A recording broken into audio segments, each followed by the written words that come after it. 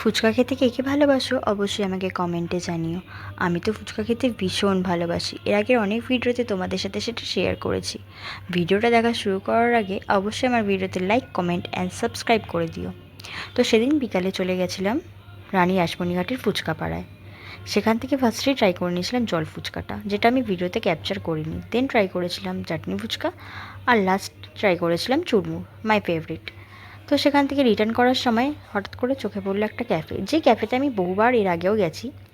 তো সেখানেই ট্রাই করে নিয়েছিলাম চিজ অনিয়ন পিৎজাটা। খেতে তো দারুণ ছিল। এই ছোটোখাটো ক্যাফেতেগুলোতে মাঝে মাঝে এত সুন্দর সুন্দর খাবার ট্রাই করে নিই, সত্যি মানে অনবদ্য ছিল খেতে। তো বাড়ি ব্যাক করার সময় হঠাৎ করে মনে হলো বাড়ির লোকের জন্য কিছু খাবার দাবার নিয়ে যাই। তো সেখান থেকে মিওয়া মোড়ের থেকে নিয়ে নিয়েছিলাম কিছু আইটেম, কিছু পেস্ট্রি আর ক্ষীরের একটা আইটেম। সব শেষে সে আমাকে এনে দিয়েছিল গোলাপ ফুল। দেখা হচ্ছে নেক্সট ভিডিওতে, টাটা।